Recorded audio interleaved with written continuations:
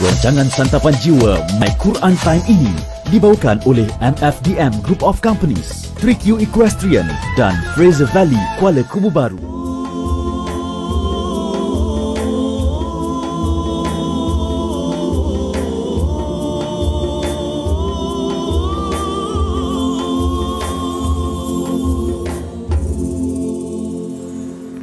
Bismillahirrahmanirrahim.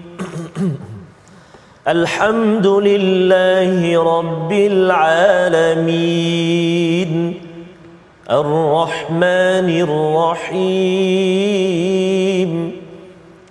Maliki Yawmiddin. Iyyaka na'budu wa iyyaka nasta'in.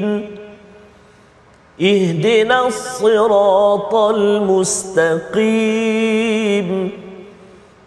Siratal ladzina an'amta 'alaihim ghairil maghdubi 'alaihim waladdallin.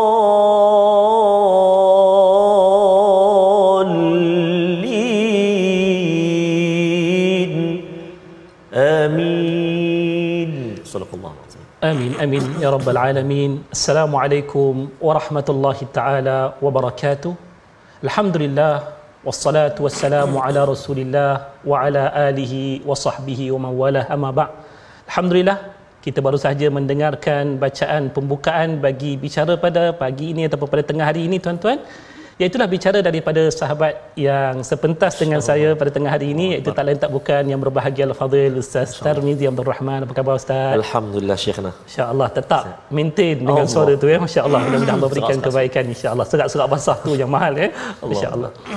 Dan hari ini alhamdulillah kita akan memulakan tadabbur Al-Quran kita pada tengah hari ini dengan kita mulakan doa ringkas kita seperti mana kebiasaan.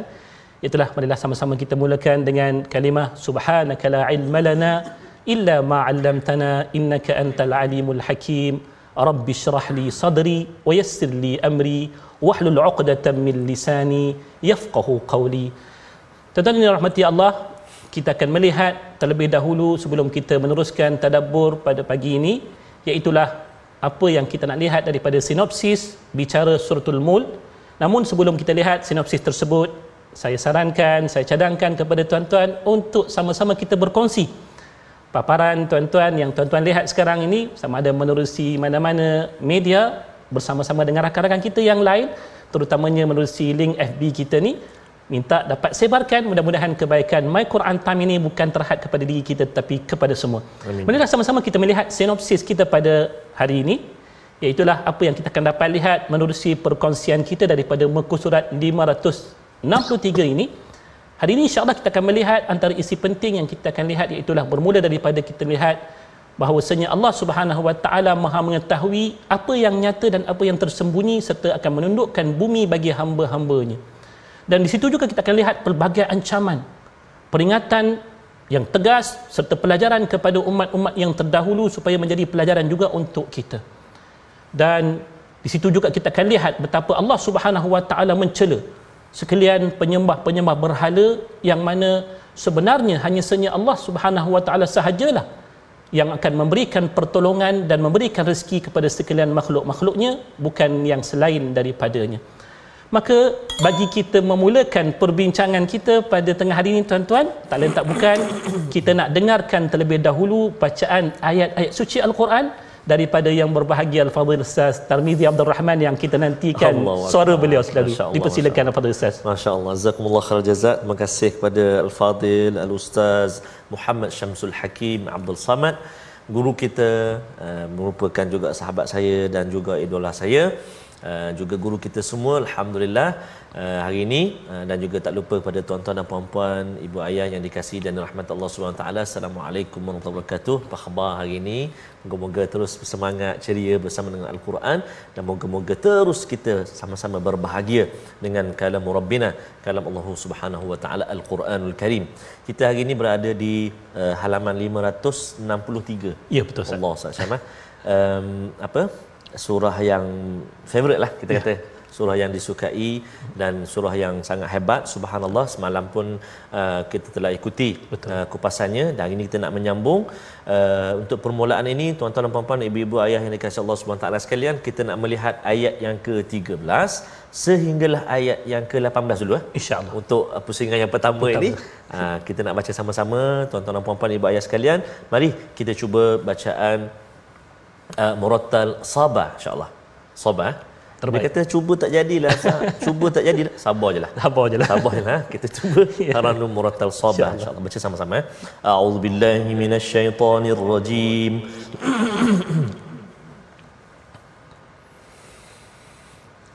وَأَسِرُّوا قَوْلَكُمْ أَوِ اجْهَرُوا بِهِ إِنَّهُ عَلِيمٌ بِذَاتِ الصُّدُورِ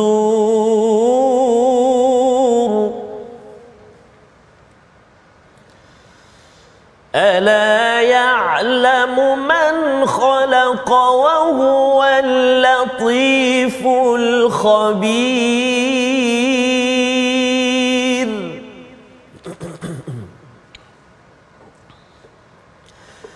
هو الذي جعل لكم الأرض ذلولا فامشوا في مناكبها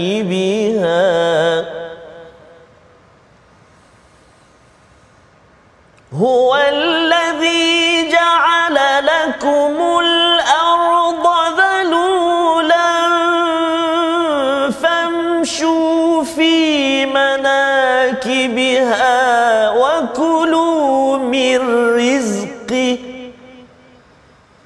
وإليه النشور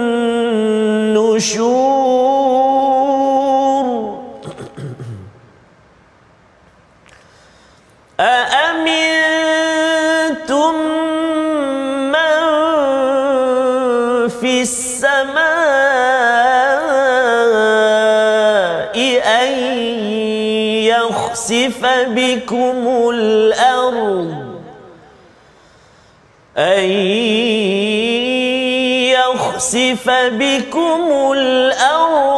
فإذا هي تمور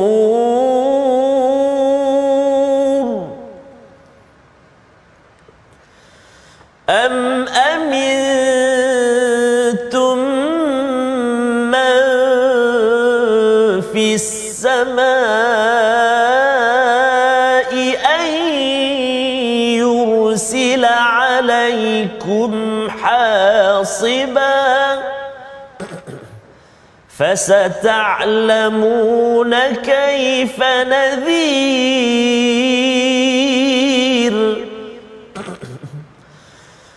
ولقد كذب الذين من قبلهم فكيف كان نكير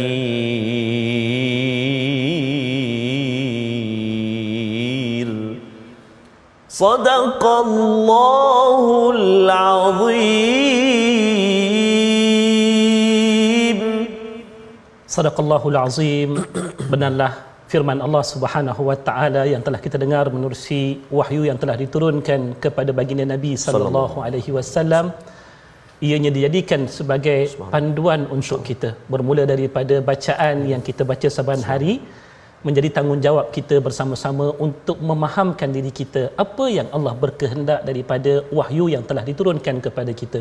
Alhamdulillah, Ustaz Tarmizi telah pun memulakan bacaan ayat suci Al-Quran sebentar tadi, yang mana inilah yang kita harapkan selalu kita selalu dengar, kita selalu baca, kerana kita tahu daripada apa yang kita dengar, apa yang kita baca, mudah-mudahan ianya akan masuk dalam jiwa kita, seterusnya membuka hati kita untuk terus mendengar dan juga terus memahamkan diri kita berkenaan tentang tuntutan-tuntutan daripada Allah, begitu juga dengan larangan-larangannya.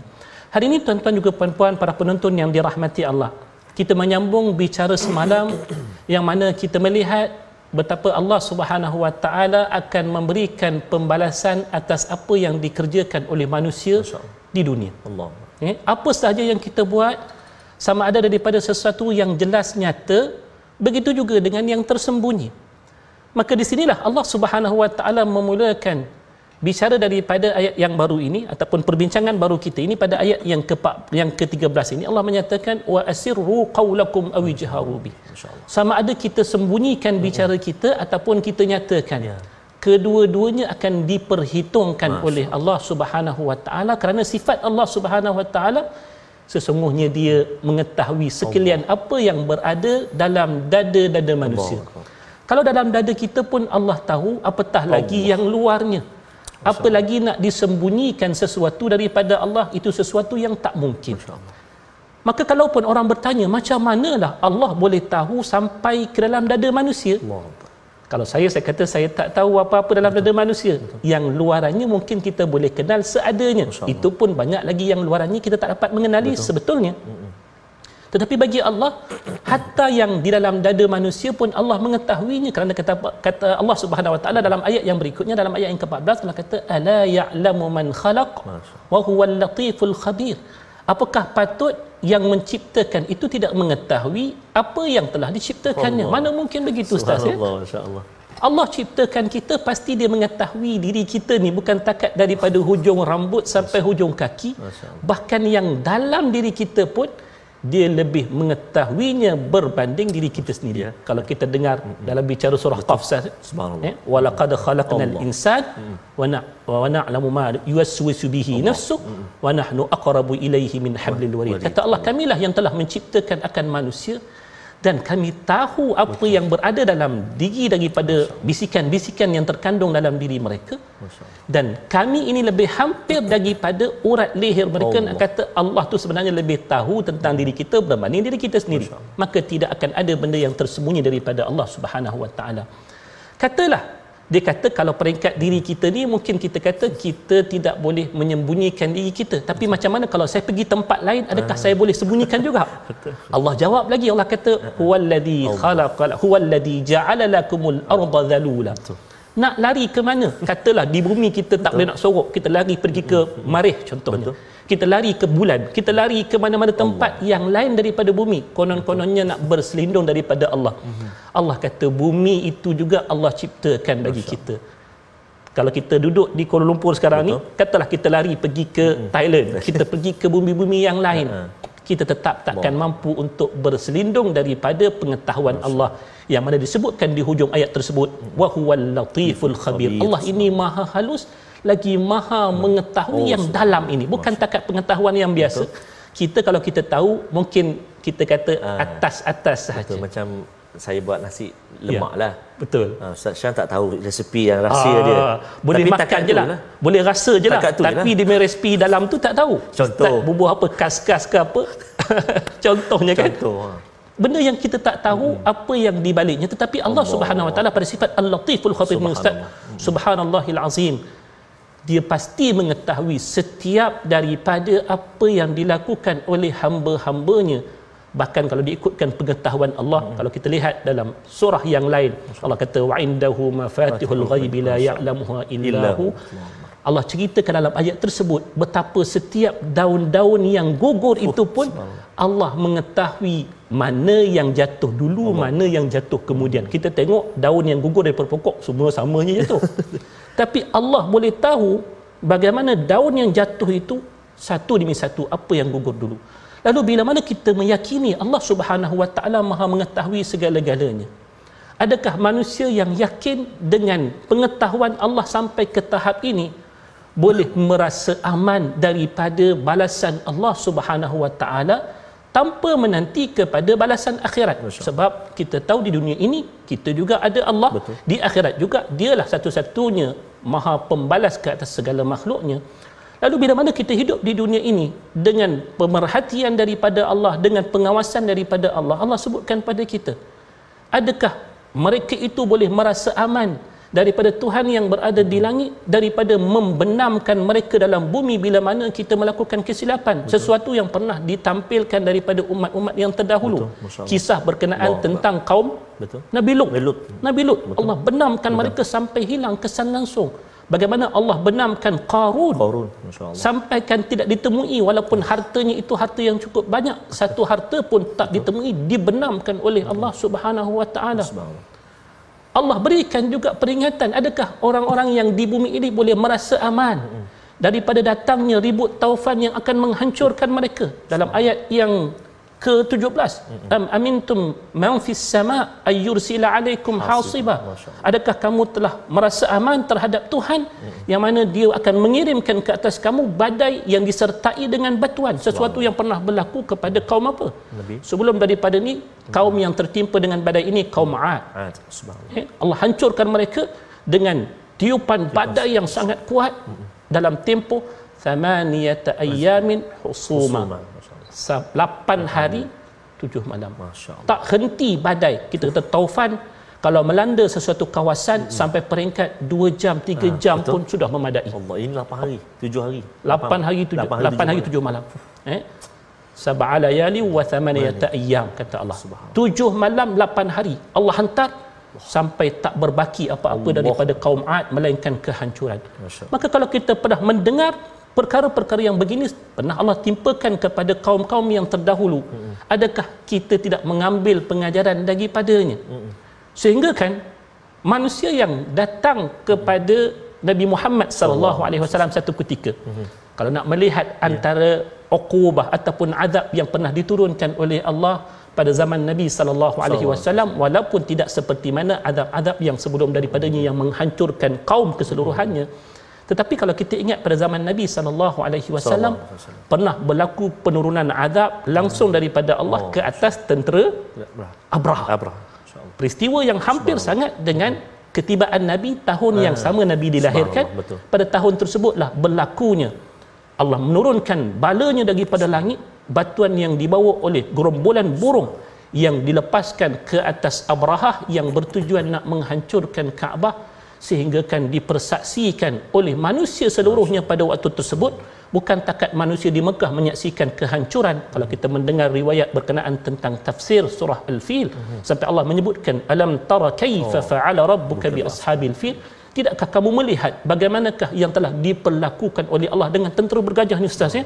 Dahsyatnya macam mana tuan-tuan? Tak kala mana burung itu menjatuhkan batuan-batuan tersebut ke atas tentera-tentera Abrahah ini. Termasuklah Abrahah yang terkena batu tersebut. Allah Subhanahu wa taala sengaja membiarkan Abrahah ini terus hidup walaupun setelah terkena batuan tersebut, sedangkan sebahagian tenteranya telah pun terbunuh di tempat yang sama. Tetapi dalam keadaan dirinya yang terkena batuan tersebut, dia melangkah pulang ke bumi Yaman, dan bila tiba di bumi Yaman, daging-daging yang terkena dengan batuan tersebut jatuh berguguran satu demi satu di hadapan rakyat-rakyatnya yang sebelum daripada itu menyokong tindakan Abrahah untuk nak menyerang bumi Mekah. Inilah antara azab-azab yang sepatutnya bila mana kita mendengar pengkisahan-pengkisahan daripada umat-umat yang terdahulu, ianya menimbulkan keinsafan walaupun satu ketika ayat ini diturunkan kepada kaum musyrikin untuk memberikan ancaman kepada mereka. Tetapi diri kita yang selaku umat Nabi Muhammad, kita sendiri tidak boleh merasa aman daripada ancaman-ancaman yang sebegini seandainya kita memilih jalan yang lain daripada jalan ketaatan kepada Allah, daripada bersama-sama dengan Nabi sallallahu alaihi wasallam.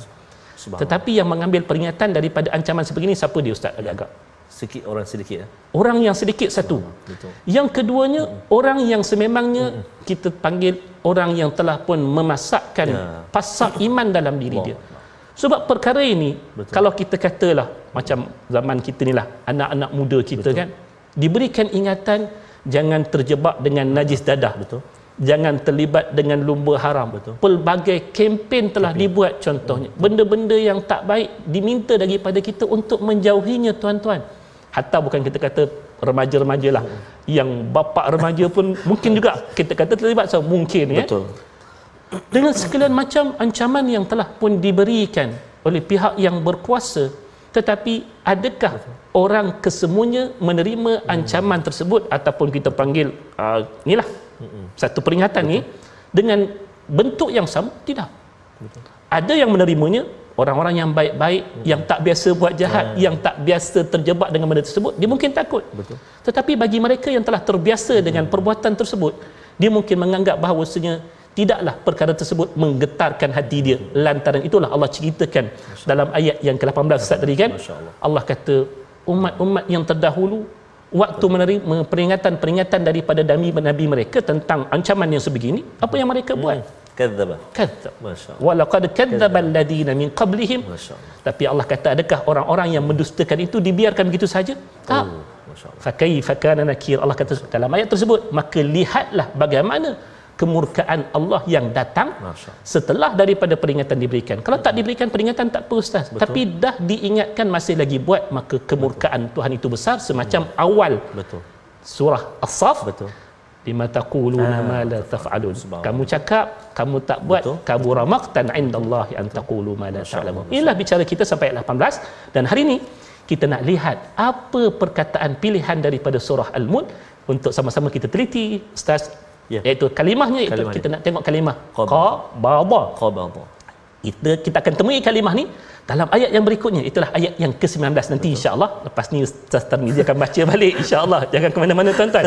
Kita rindu suara Ustaz Tarmizi ni. Ayat qabada ni tuan-tuan, Allah sebutkan awalam yarau ila at-tayri fawqahum saffati wa yaqbid. Di situ ada kalimah asalnya qabada. Apa maksud qabada?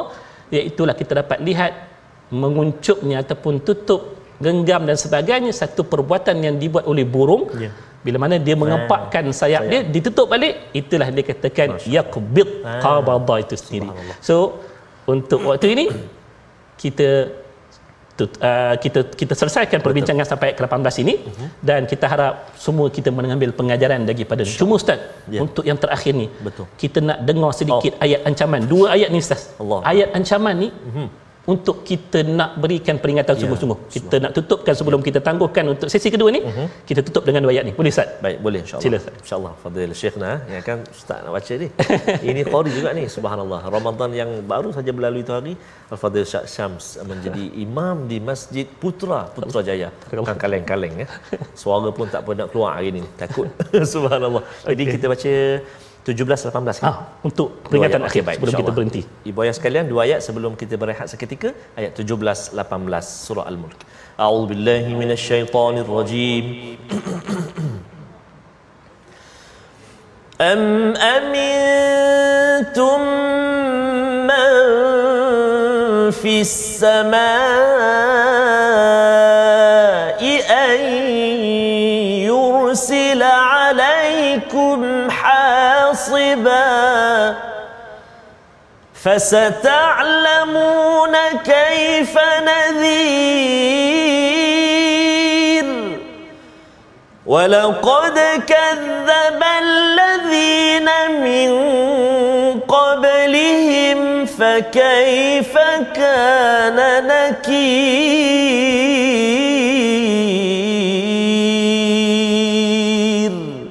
صدق الله العظيم.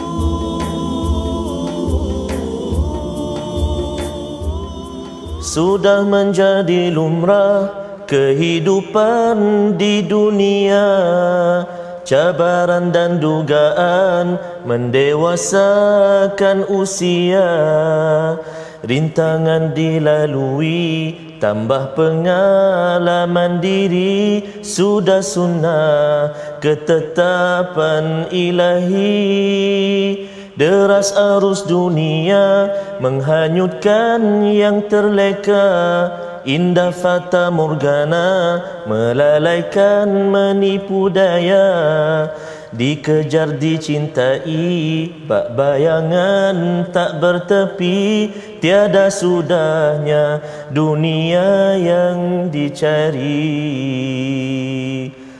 Allah Ustaz Syam sambung. Subhanallah, dapatkan yang original lah. Ini yang saya cemburu ni, masya-Allah. Astagfirullahalazim. Maksudnya cemburu yang baik-baik, sebab perkongsian tu yang baik-baik, walaupun dalam bentuk nasyid, kalimah yang diturunkan oleh Al-Fadhil Ustaz Tarmizi Abdul Rahman serba sedikit memberikan pengajaran kepada kita insya-Allah. Dan ia ada kaitan dengan bicara kita juga, iaitulah bila mana kita berjalan di atas muka bumi ini bukanlah berjalan dengan sombong, tapi berjalan dengan kita ingat Allah selalu insya-Allah. Dan Ustaz, seperti mana biasa kita tak lupakan pelajaran tajwid kita. Apa tajwid kita hari ini Ustaz? Allahu Akbar. Terima kasih kepada Ustaz Syams, juga tuan-tuan dan puan-puan, ibu-ibu, ayah sekalian dikasihi Allah Subhanahu Wa Taala. Kita nak berkongsi seketika antara kalimah yang mencabar dalam surah Al-Mulk ini, iaitu ada dua kalimah fokus kita. Ayuh kita saksikan. Paparan dia disediakan menyempurnakan hukum mad lazim satu, dan menyempurnakan bacaan pada kalimah wa yaqbidna ketika waqaf dalam ayat yang ke 9, ayat yang ke-19, betul, ayat ke-19. A'udzubillahi minasyaitonirrajim. أَوَلَمْ يَرَوْا إِلَى الطَّيْرِ فَوْقَهُمْ صَافَّاتٍ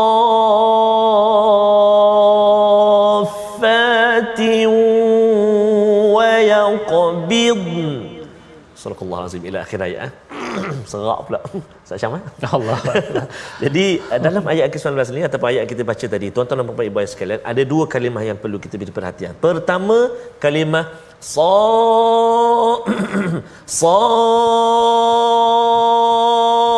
Saffatin iaitulah mad lazim kalimi muthaqqal. Kita selalu jumpa dalam Fatihah. Waladhdallin. Tapi berapa panjangnya Ustaz kena sempurnakan tu? Betul. Fatihah mesti kena. Jadi ini antara latihan-latihan dia lah. Ustaz, kan kita jumpa dekat ayat lain, surah yang lain. Jadi kadar bacaan dia 6 harakat sa tu. 6 harakat, no discount. Tak boleh minta maaf. Hari raya ke apa ke, tak ada jualan, tak ada apa discount. Mesti kena 6 harakat. Kemudian ada sabdu lepas dia. Fa atas fa tu ada sabdu. Huruf mad bertemu dengan huruf yang bersabdu selepas tu, itulah mad lazim kalimi muthaqqal, 6 harakat. So kena latih nanti 6 harakat.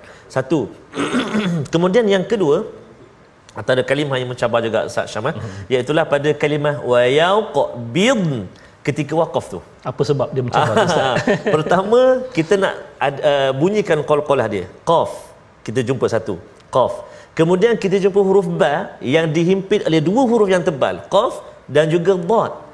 Jadi kalau silap hari bulan dia jadi tebal. Wa yaqbu, dia tebal. Satu, dua dah. Qaf ba. Kemudian jumpa pula huruf dad yang sukun. Kemudian jumpa pula huruf nun yang kita matikan dia, kita sukunkan dia dengan sebab nak waqaf. Ada dua kes yang berlaku, macam mahkamah pula. Kes. Ada dua biasa berlaku. Pertama, dia bunyi dad saja. Wa yaqbid, nun tak bunyi. Marah nun. Kan? Tak sebut nama air dia kata. Yang kedua, bunyi nun terus. Wa yaqbin, dad pula hilang. Masya-Allah. Jadi antara yang boleh kita cuba latih, kita cuba dulu hidupkan nun tu untuk latihan, untuk latihan. Contoh, wa yaqbidna, wa yaqbidna, wa yaqbidna. Yang keempat tu kita tahan tu. Wa yaqbidn. Contoh. Adapun saya jemput ibu-ibu, ayah-ayah yang dikasihi Allah SWT sekalian untuk mencuba bacaan ini ataupun semak bacaan ini dengan guru-guru Al-Quran kita, kerana talaqi itu sangat penting dalam proses pembelajaran Al-Quran kita. Selamat mencuba dan dapat semak bacaan dengan guru-guru kita, insya-Allah. Wallahu a'lam. Terima kasih Al-Fadhil Ustaz. Silakan. Insya-Allah. Inilah yang dikatakan hak-hak huruf yang mesti ditunaikan, walaupun kita kata macam boleh langgar kan, tapi sebab Al-Quran ni bukan kalam kita, kalam Allah. Setiap huruf tu perlu ditunaikan haknya. Betul Ustaz. Alhamdulillah kita dah selesaikan perbincangan bahagian yang pertama tuan-tuan sebentar tadi, dan kita nak sambung kepada bahagian yang kedua. Apa bicara daripada bahagian kedua ni, kita nak mulakan terlebih dahulu dengan bacaan ayat-ayat tersebut oleh yang berbahagia Al-Fadhil Ustaz Tarmizi Abdul Rahman. Silakan Ustaz. Terima kasih Al-Fadhil Ustaz Syams. Tuan-tuan dan puan-puan, ibu sekalian, kita nak sambung bahagian yang kedua bacaan kita pada hari ini, ayat 19 sehingga ayat 26. Panjang minta selamatlah. Nanti insya-Allah kalau tak boleh pas. Okey, kita cuba dengan bacaan murattal Hijaz insya-Allah. A'udzu billahi minasyaitonir rajim. Awalam yarau ila at-tayri fawqahum saffatin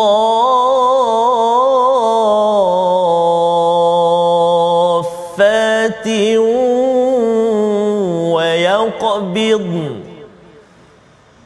ما يمسكهن الرحمن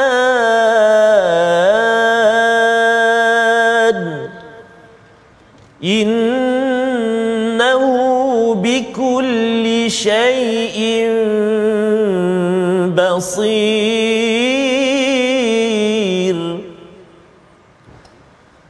أمن هذا الذي هو جند لكم ينصركم من دون الرحمن إن الكافرون إلا في غرور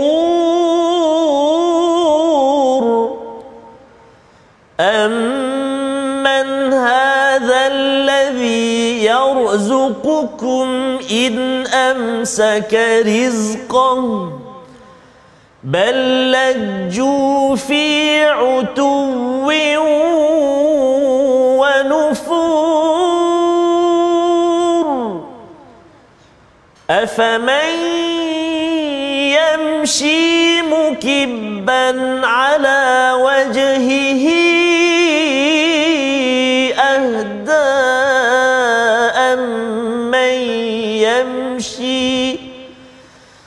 أفمن يمشي مكبا على وجهه أهدى أمن يمشي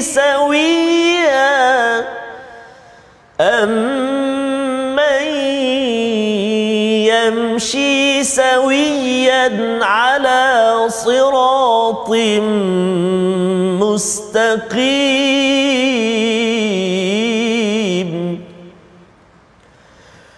قل هو الذي أنشأكم وجعل لكم السمع والأبصار والأفئدة قليلا ما تشكرون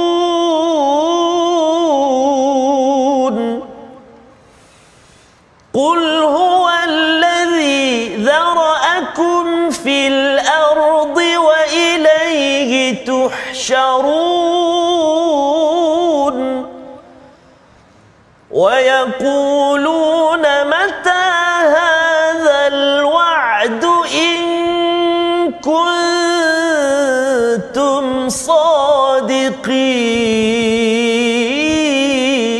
صادقين قل إنما العلم عند الله قل إنما العلم عند الله وإنما أنا نذير مبين صدق الله العظيم Sadaqallahul Azim. Barakallahu fiik. Fadil Ustaz Azmi Abdul Rahman. Itu tadi sebelum kami mulakan, tuan-tuan, dia kata, Ustaz, hari ini suara saya serak. Kalau setaga serak ni pun tuan-tuan keluar yang masya-Allah begitu indah untuk sama-sama kita dengar. Mudah-mudahan inilah mukjizat Al-Quran, Ustaz, ya. Allah berikan kekuatan kepada kita sebenarnya untuk kita sama-sama membacanya seperti mana yang telah disebutkan kepada kita dalam surah Al-Qamar berkali-kali, ya. Wa laqad yassarna al-Qur'ana lidzikri fahal min muddakir. Allah telah mudahkan bagi kita untuk kita membaca Al-Quran. Adakah kita nak mengambil pengajaran daripadanya? Sekarang kita nak mengambil pengajaran daripada ayat-ayat yang telah dibacakan sebentar tadi oleh yang berbahagia Al-Fadil Ustaz Tarmizi Abdul Rahman, bermula daripada ayat yang ke-20, Ustaz, ya? Ayat ke-20, ayat 19, minta maaf, ya. Ayat yang ke-19 tadi kita lihat bagaimana Allah mendatangkan cerita berkenaan tentang kekuasaannya. Kalau orang tanyakan kenapa kita masih lagi kembali kepada bicara tentang kekuasaannya, sebab kita baru sahaja mendengar dalam ayat sebelum daripadanya betapa Allah telah menghancurkan kaum-kaum yang telah pun mengkufuri akan ayat-ayatnya, begitu juga dengan mengkufuri rasul-rasul yang telah diutuskan dengan peringatan-peringatan tersebut. Maka mungkin ada yang tertanya-tanya, Adakah sampai ke tahap begitu kekuasaan Allah Subhanahu wa taala? Maka Allah kata kalau tak percaya perhatikanlah apa yang telah pun ada daripada bukti-bukti kekuasaan Allah Subhanahu wa taala tuan-tuan. Antaranya menerusi apa yang kita biasa lihat di persekitaran kita. Antara makhluk Allah yang hebat juga iaitu burung yang Allah ciptakan. Satu ketika dahulu orang tidak pernah berfikir bahawasanya kita akan dapat terbang di udara. Oh betul. Subhanallah. Untuk teknologi yang ada pada satu ketika dahulu tak terfikir manusia kita boleh terbang. Betul. Tetapi dengan pemerhatian manusia terhadap burung yang terbang di udara dan mengambil pelajaran daripadanya bagaimana membina alat terbang, sampailah hari ini alhamdulillah kita boleh terbang dan sampai kepada destinasi yang hendak kita tuju dengan jarak yang kita rasakan seolah-olah dekat, tetapi ia tetap jarak yang sama, tetapi dipermudahkan oleh Allah dengan perjalanan bentuk tersebut. Tetapi bagaimanakah Allah menciptakan binatang yang kira-kiranya lebih hebat daripada alatan terbang yang kita ada? Kalaupun kita ada kapal terbang yang supersonik, ada jet-jet pejuang, tetapi keupayaan kenderaan ini masih lagi terbatas berbanding dengan keupayaan sebenar seekor burung. Cukup kalau kita lihat bagaimana manuver ataupun pergerakan burung itu terbang, kita tak boleh bayangkan bagaimana burung, contohnya kita ambil burung yang kecil lah, burung pipit Ustaz. Dia boleh dengan lincahnya bergerak ke sana ke sini, yang Allah kata tengok macam mana dia bergerak, macam mana dia boleh buka sayap dan tutup seolah-olah ada alat kawalan remote yang tepat pada masanya. Macam mana dia landing pada sebatang dahan ranting yang kecil.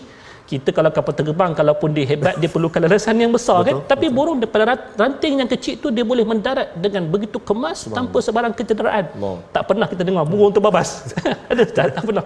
Ini kelebihan yang Allah berikan, hebatnya Allah Subhanahu wa taala. Bukan takat tu Allah suruh kita tengok juga.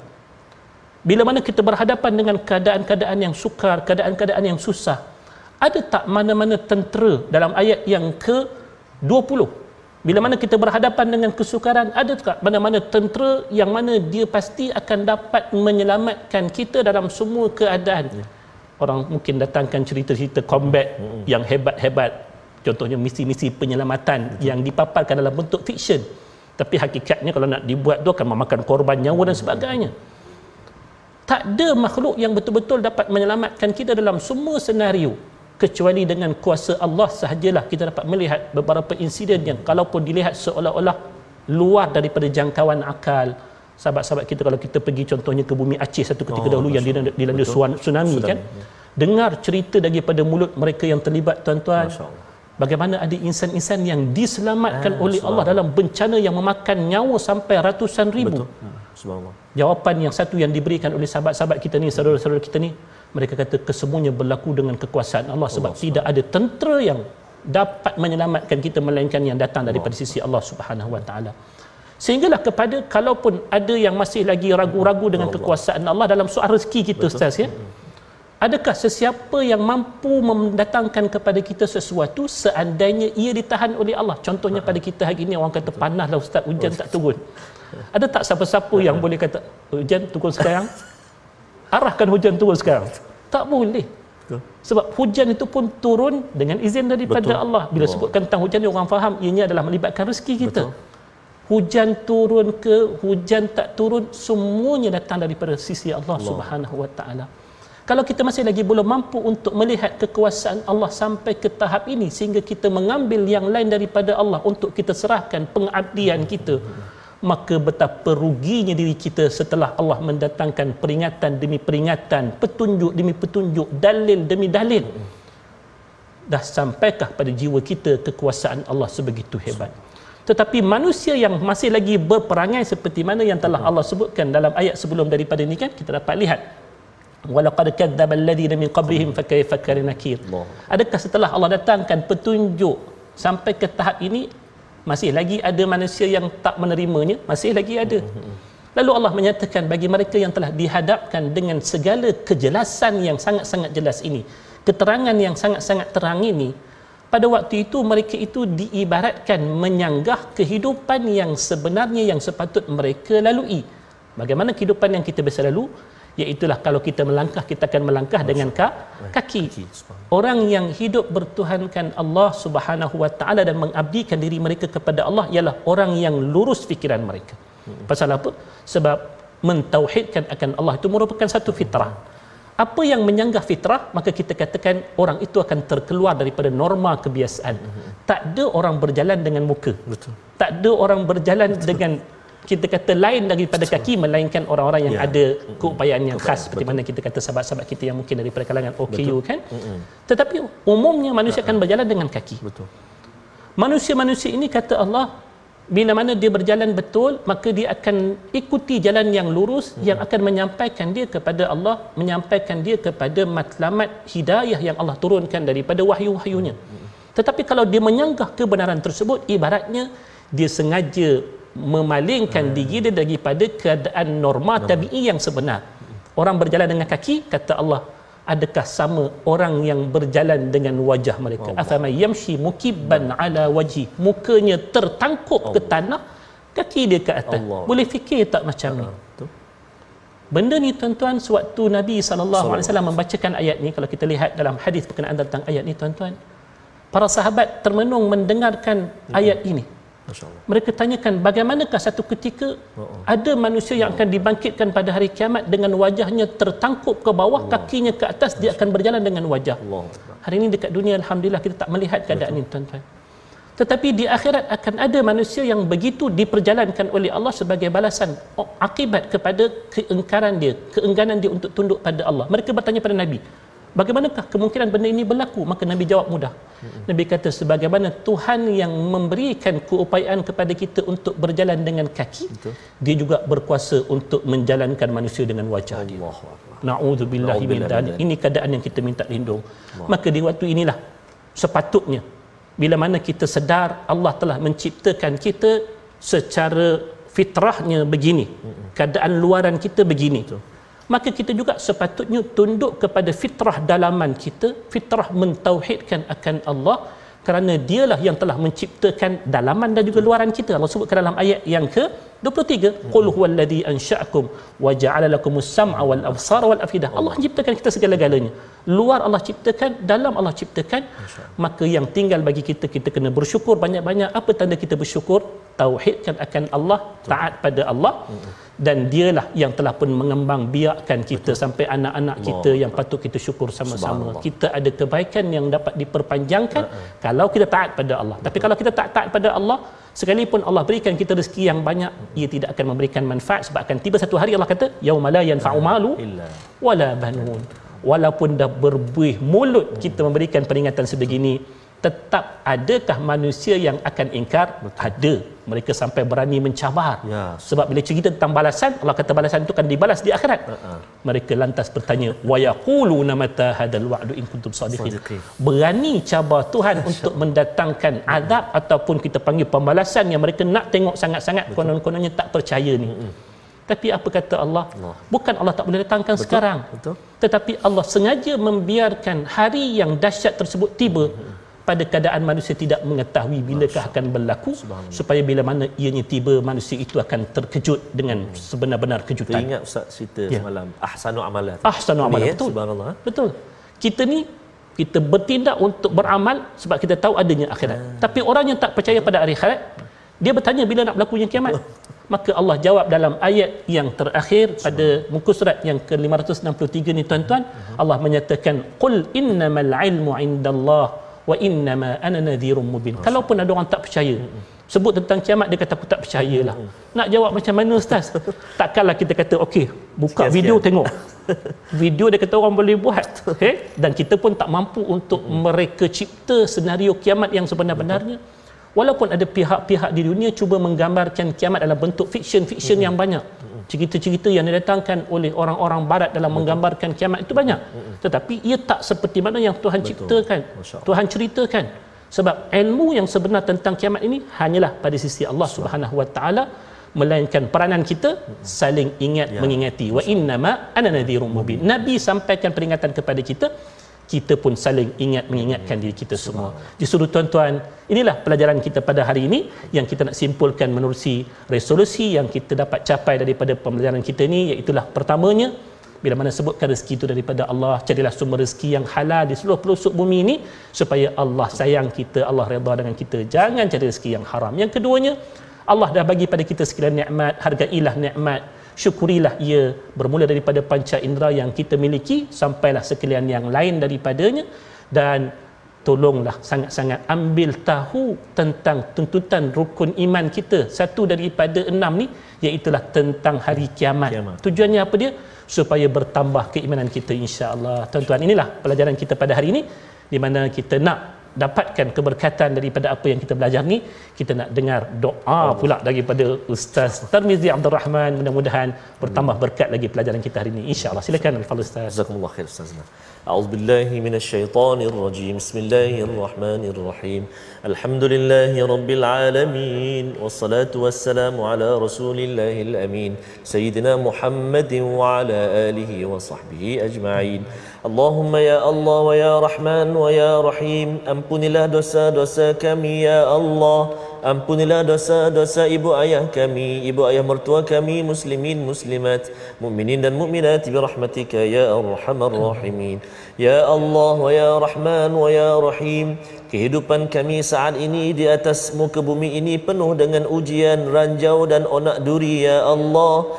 Maka ya Allah, kami tidak putus-putus memohon bantuan daripadamu ya Allah, petunjuk dan hidayah daripadamu ya Allah, memandu kehidupan kami ya arhamar rahimin. Wa sallallahu ala sayyidina Muhammad wa ala alihi wa sahbihi wa baraka wa sallam, walhamdulillahi rabbil alamin. Taqabbalallahu minkum minna minkum taqabbal ya karim. Moga-moga Allah Subhanahu wa taala menerima doa kita, dan juga Allah SWT senantiasa memujuk hati kita untuk kita senantiasa terus infak, wakaf pada jalan Allah SWT, antaranya melalui platform tabung gerakan Al-Quran, untuk kita sama-sama menghidupkan jariah kita, hubungan kita pada Allah SWT, walaupun satu hari nanti kita sudah tiada lagi Ustaz Syam. Subhanallah, moga-moga kita dapat bersama insya-Allah. Jangan lupa untuk saksikan malam ini ulangan My Quran Time, dan juga besok pagi, dan insya-Allah kita akan bersambung kupasan ataupun halaman berikutnya insya-Allah. Jangan lupa untuk terus bersama dengan My Quran Time, baca, faham dan amal insya-Allah. Assalamualaikum warahmatullahi wabarakatuh. Jumpa lagi.